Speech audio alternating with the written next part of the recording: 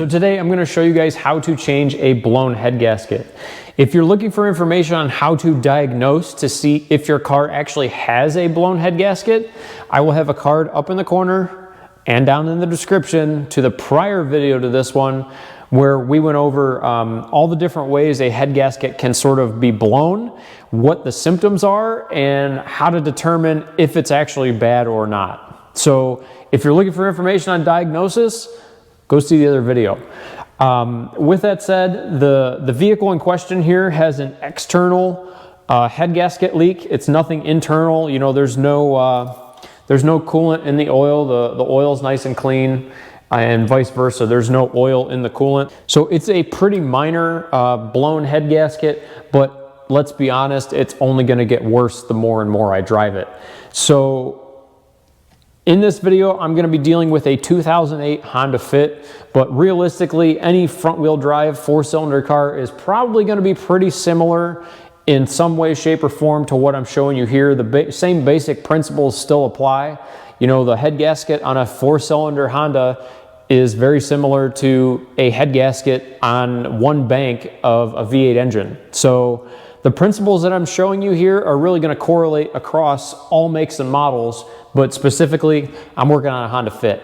All right, so like I said, this video is going to be sort of an overview to show you what's involved in replacing a head gasket, and I'm going to kind of show you some things that you should be checking when you're replacing a head gasket, in addition to what other things should you consider replacing while you're in the engine that far. That's kind of what we're going to go over in this video. So it's not really going to pertain to any specific, year, make, or model. With that said, first things first, you have to make sure that replacing a head gasket makes financial sense in your situation. So let me explain here a little bit. This engine in this Honda has 175,000 miles on it. It doesn't burn any oil. It doesn't really leak anything. It runs fantastic. Now, in my case, I can justify putting a head gasket in this car because realistically, between the head gasket, intake gaskets, exhaust gaskets, and the timing set that I put in this car, I have about $250 worth of parts, okay? If I was to take this to a shop and have somebody do this for me, they're gonna charge me about 11 hours worth of labor to change the head gasket and the timing set. To change the timing set added about 2 hours to this job in addition to the head gasket. So between the parts at $250, you add in your 11 hours worth of labor at, let's say, $100 an hour, you're at about $1,350 to replace a head gasket in this car to do the job that I'm showing you in this video. If this engine had 300,000 miles on it and burned oil like crazy, there is absolutely no way that I would spend $1,350 on this engine. What I would do is I would buy a replacement engine for this car because I have 11 hours worth of labor replacing the head gasket and the timing chain. You can change the whole engine in this car in 8 hours worth of labor. So right off the bat, you're saving $300 worth of labor by just changing the engine. The engine itself, I can have a used engine shipped to my door for $750 out of a junk car. You can find those all day long on eBay. And the thing is, guys, if I was taking this to a shop and the car had 300,000 miles on it, it's only $1,550 to change the whole engine versus $1,350 to replace the friggin' head gasket. So you have to make sure, like I said, what you're doing here makes financial sense, because you could put an entire engine in this car for $200 more than what I'm going to show you in this video. So you need to keep that in the back of your mind and start running some numbers with your particular car and your particular engine to see if maybe you should just change the whole engine versus just replacing a gasket. So keep that in mind. So to get started tearing this car down, first thing I'm doing is I'm draining the coolant. After that, while that coolant's draining, I'm going to start pulling the air intake, the upper intake off the top of the engine. Once I have that sort of out of the way, I'm going to start working on the lower intake and finally the exhaust manifold. The thing is, guys, the biggest issue that I have with this job, or the biggest hindrance with this job, is really accessing the fasteners. As you guys can see in these shots that I'm showing you, the engine bay in this car is very, very tight because the car, first of all, is so small, and the hood itself is so small. There's just not a lot of room underneath the hood of this car. So accessing some of these fasteners is not necessarily the easiest thing to do. The footage that you're watching took place over multiple nights. So what I would do is I would come home from work at 5, go in and have dinner, and come out here and work for a few hours every night until I got this job finished. This was not a job that I worked, beginning to end on. This is sort of like a spare car for me. So if it sits for a few days, it's not a big deal. So I kind of worked on this at my leisure. So as I'm going through here, you're gonna see, what I'm wearing change, the lighting change, whether it's day or night, things like that. Overall, guys, this really isn't that hard of a job. It's just a matter of keeping track of the fasteners, keeping track of what you're doing, and making heads and tails of how this engine comes apart, how it goes back together the correct way. It's one thing to tear it apart. It's another thing to be able to put it back together and have it work when you're done. So once I have the intake and the exhaust manifolds removed on this engine, the next thing I'm gonna kind of go after, like I said, is gonna be the timing set. Now, because the vehicle that I'm dealing with is relatively modern, it is an overhead cam engine, I have to unbolt the damper, I have to unbolt the water pump, I have to unbolt the timing cover, pull the timing cover off, unbolt the timing chain, and then at that point I can remove the head. But to get to all that stuff, I had to remove, the inner splash shield, the wheel, obviously. I had to do a bunch of other work just to get to this point. So a pushrod engine is a little bit less labor involved. You really just unbolt the intake and the exhaust and you pull the head. That's really about it. Overhead cam stuff, it's just a little bit more involved. So I'm gonna go ahead and start working on the timing cover and the timing chain at this point. The thing is, to get to the timing chain on this engine, to get the timing cover off, I also have to remove the motor mount over on the passenger side over here. And the motor mount on the passenger side attaches to the timing cover itself. So if I pull the motor mount loose, the engine's gonna fall out of the car. So what I have to do is I actually pulled the oil pan off the bottom of the engine, took the floor jack and jacked up the engine on one of the main bearing caps to hold the engine in place while I remove the timing cover. I had to remove the oil pan because I'm replacing the timing set. The only way that you can get the old timing set off is to remove the oil pan.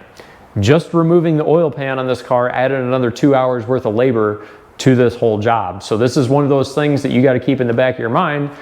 If you're looking to do something similar to this to your car, that you may run into additional labor involved with some additional things that you may want to replace. For me, it's kind of hard to justify me going this far into an engine with 175,000 miles on it and reusing a timing chain that is 15 years old with 175,000 miles on it.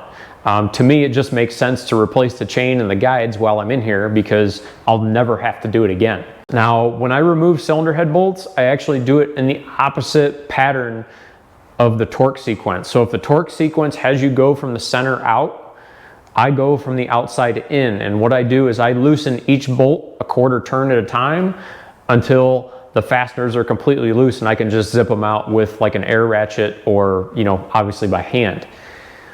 That'll ensure that you're not going to warp the head as you're pulling it off, because if you loosen one side of the head completely and the other side is still clamped at full pressure, there's a possibility that you could possibly warp the head doing it that way. So once I have all the bolts loose, go ahead and try to remove the cylinder head. If the cylinder head doesn't easily come off the engine at this point, obviously look around and make sure that you have everything disconnected like you should. If not, you're gonna have to disconnect it. After I get the cylinder head removed, the next thing I'm doing here is I'm actually taking a little brake bleeder, and I'm basically just using it as a vacuum. And what I'm doing is I'm just sucking out the coolant from the water jacket. So when I come in here and clean up the deck surface with a pneumatic die grinder, the air from the pneumatic die grinder isn't gonna blow that coolant, all over the engine bay. The next thing that I do after I get the water sucked out of the cooling jacket is I take some sort of like lubricating oil. I don't know if you want to use like PB Blaster or anything like that. That's completely up to you, whatever you use. But I use some sort of oil down in the cylinders to keep them from flash rusting. So I'll spray some oil on top of the piston, just let it sit there.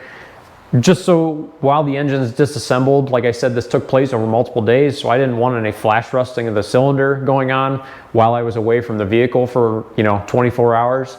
And what I'll do is before I, button everything up and put the cylinder head back on for the final time, I'll just take a rag and wipe all that oil out of there and make sure everything's spotless before I, button everything back up. So at this point, I've got the cylinder head completely off the car. And the next thing I need to do is I need to clean up this old gasket surface, get all the old residue, all the grime and everything off of here, and get it nice and shiny like what you see over here on the right.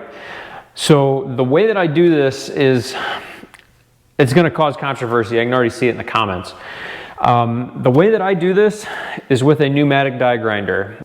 Now, before any of you flip out, the way that I do this is you use super high speed, very, very low pressure with specifically a white roll-lock disc. That combination to me, even on aluminum, works extremely well. I've never had an issue doing this procedure on aluminum. It works just the same on iron as it does like aluminum. The roll-lock disc just takes a little bit longer to cut, obviously, on the iron than what it does on the aluminum. I just use the white ones in either case because they're a little bit finer cutting. So, like I said, is you want high speed, very, very low pressure. So,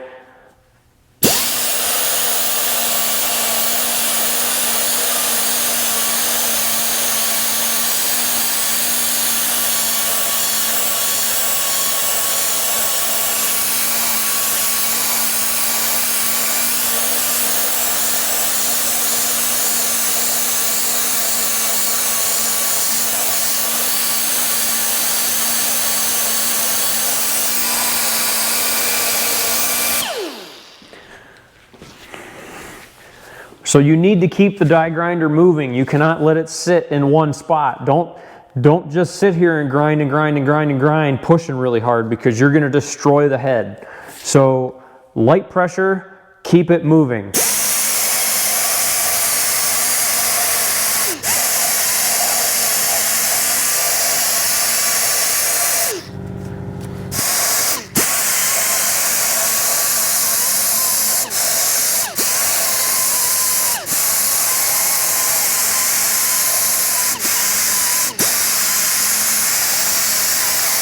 Now, once you have all the cleaning done with the die grinder, then you're going to take a red Scotch-Brite and scuff the surface, and you're going to get all those marks from the die grinder completely out of the cylinder head. If you're not comfortable just using it on your hand, you wrap it in a block of wood or something. Make sure you're keeping this surface flat. After cleaning the surface with a Scotch-Brite, the final thing that I do is I take some brake cleaner and just rinse down the area with brake cleaner, wipe it off with a clean rag, and you should be good to go. After that, I'm going to do the exact same procedure to the deck surface of the block, and then finally we're going to go through and measure and make sure we don't have any warpage on the deck surface or the cylinder head. So first thing I'm going to do is I have a precision straight edge. I will link them down in the description. This one ran me about 50 bucks. And what this does, it's a precision ground flat surface on the bottom. So you set this on the deck of the block and on the surface of the cylinder head, and you take a feeler gauge and try to get it between the bar and the block or the cylinder head, depending on, obviously what you're measuring. So service data essentially shows multiple places that you need to check this block. So they have it going across here, and they also show it going front to back. Because of the length of this bar, obviously that's not going to work in my case, so I'm going to go diagonal across as best I can to make sure that the surface is flat before I just throw a gasket on here and hope for the best. So generally speaking, most of the stuff that I've dealt with personally, the specification that they give for the feeler gauge is 3 thousandths. So that means the deck surface and the cylinder head can have less than 3 thousandths of an inch warpage. So as long as you can't get a 3 thousandths feeler gauge underneath the bar, generally speaking, you're fine. If you can, that means either the block is warped or the head is warped, depending on obviously what you're measuring. If the block's warped, well, you're kind of screwed. If the head is warped, you can have the head resurface flat and then put a fresh gasket on and then go from there. Once again, you know, general rule of thumb, if the vehicle has been overheated excessively, you really need to check this, because when this block gets hot, it will start distorting and doing weird things just like the cylinder head will. So you need to check the surface of the block and the surface of the head to make sure everything's nice and flat before you just throw a gasket on here and hope for the best. All right, so to check the cylinder head, it's pretty much the exact same thing. So you're gonna take your precision straight edge, hold it against the surface, and then you're gonna try and get a 3/1000 feeler gauge underneath the surface of the bar. And if you can't get the feeler gauge between the bar and the head, you're good. So I have to go through and sort of measure everything on here. You can see right here, this is a 2/1000 feeler gauge, and it's just starting to nip that a little bit.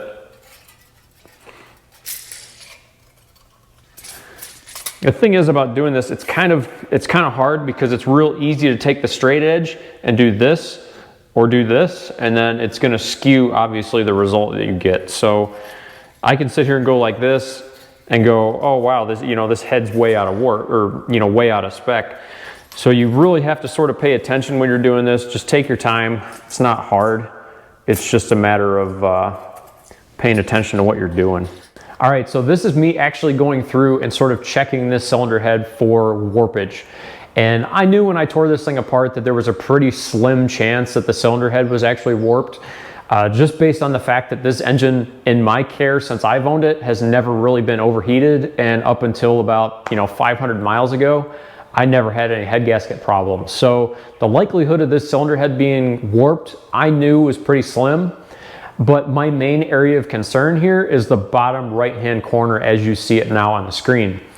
This bottom right-hand corner of the cylinder head was the area of the cylinder head that was leaking. So what I'm doing is I'm just making sure I'm doing my due diligence in this bottom right-hand corner to make sure that, you know, the cylinder head in that section isn't warped.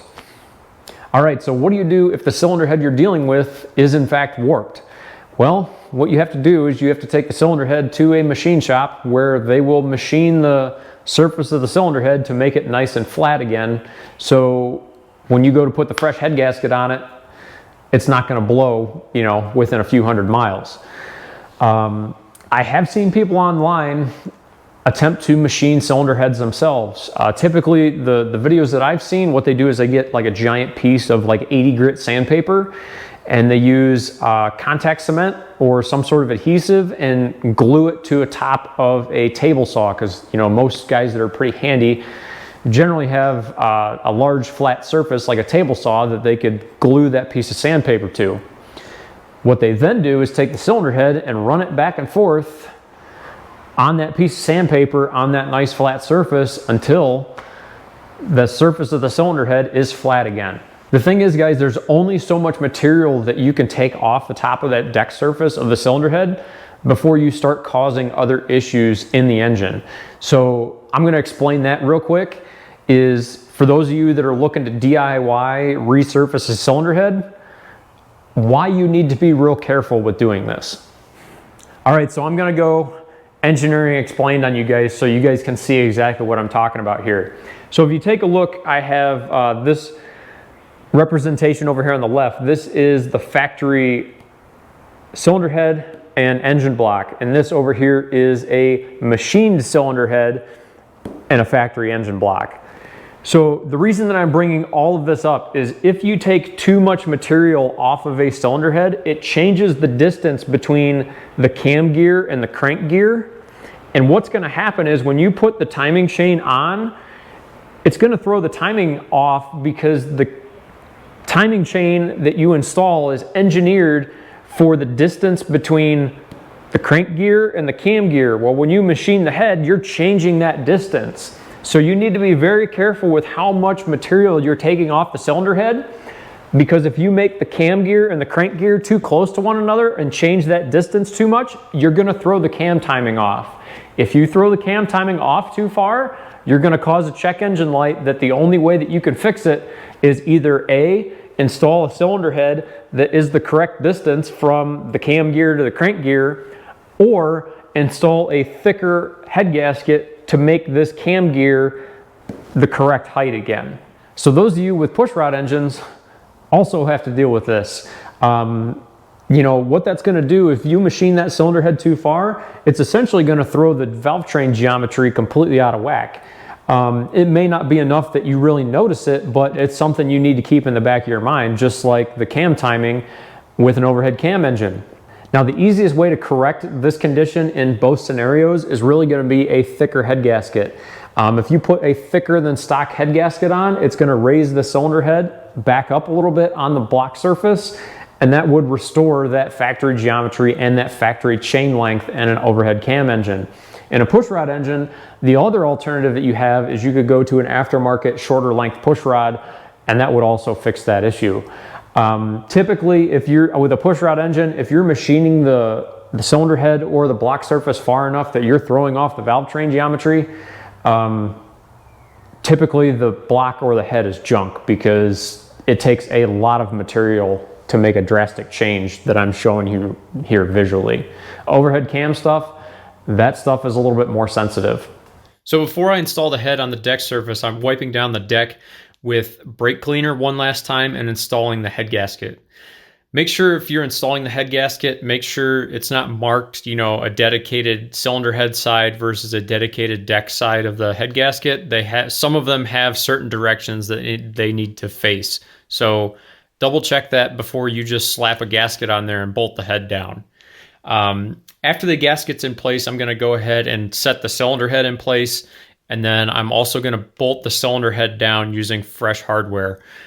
Pretty much any vehicle that's been made within the last 30 years or so, all the cylinder head bolts are one-time use. So once that cylinder head bolt has been unbolted from the engine, you have to throw it out and get a new set of bolts to bolt the head down. So that's what I'm doing here. In addition to that, some vehicles require thread sealant on the threads if it's going into a water jacket. You know, sometimes some of these bolts go into water jackets that you have to put a thread sealant on them. In this particular case, the manufacturer recommends that you dip the bolt in oil just on the threads and then underneath the washer, underneath the head, just to help lubricate it as you're tightening everything down. So as I'm going through here and tightening everything down, this one's relatively simple. It's just a two-step sequence. So what I'm doing is I'm doing the first stage is 22 foot-pounds. So I run through every cylinder head bolt in order, and then at 22 foot-pounds. And then what I do is I torque each bolt a second stage of 130 degrees, following that same sequence you did the first time. At that point, the cylinder head is bolted on, and I could start working on the timing chain and getting the timing set installed. So installing the timing set, obviously this is going to vary, you know, depending on what style of vehicle you're working on, but check service data to make sure that you're getting the vehicle in time correctly, so you don't run valves into pistons and basically have to redo this job all over again. Like I said earlier, I'm using a fresh timing chain, fresh guides, all new timing components here. So it was really hard for me to justify using an old timing chain on an engine that was 15 years old and had 175,000 miles on it. Now, once I have the timing set all installed, what I'm doing is I'm actually rotating the engine over a few turns just to verify that everything is in time, everything is working correctly, and I have no binding up of the engine. I do this with the spark plugs removed, so that way if something binds up, I know immediately and I don't bend a valve. The next thing I'm going to do is I'm going to install the timing cover, and there is no gasket for the timing cover. Honda just uses RTV on the timing cover and the oil pan on this car, so I'm just using fresh RTV on the timing cover. I put a new crank seal in the timing cover, and I'm going to go ahead and bolt this up to the engine block and the cylinder head. Once I have the timing cover installed, the next thing I'm going to install is going to be the motor mount on the passenger side over here. So the motor mount, like I said earlier, goes from the frame rail of the car to the timing cover itself. The timing cover actually holds the engine in place in this car. So once I have the motor mount installed, I can go ahead and remove the floor jack from the crankcase on this thing, get it up in the air, and I can finally install the oil pan. So the oil pan, like I said, uses RTV as well. It doesn't use a gasket, so I'm putting fresh RTV on the oil pan, getting the oil pan bolted back up into place. Once the oil pan is bolted up into place, I can start bolting the accessory drive back into place. So I can put, you know, the crank pulley on, the water pump pulley back on, throw the serpentine belt back on, get the crank pulley bolt, you know, tightened down like it should be. So once I have the crank pulley bolted in place and tightened down as it should be, I'm going to go back up to the top side of the engine. I'm going to dump some fresh oil in the top of this thing in the valve cover, bolt the valve cover back on, and then basically continue with final assembly. So it's simply a matter of bolting up the exhaust manifold, bolting the intake manifold back up, hooking up some coolant hoses, and filling the car with coolant. Really, it's the reverse of the disassembly procedure. And like I said in the beginning of the video, it's not hard. It just takes some time to get it done. So the final two things that I have to bolt back up are the airbox and finally the battery. So I'll get those two things bolted back in, and we're going to turn the key on this thing and see what happens. All right, well, that's everything with the exception of the, you know, the beauty cover or whatever that goes over the motor. So I guess there's only one thing left to do, and that's get in it and turn the key. So let's try it.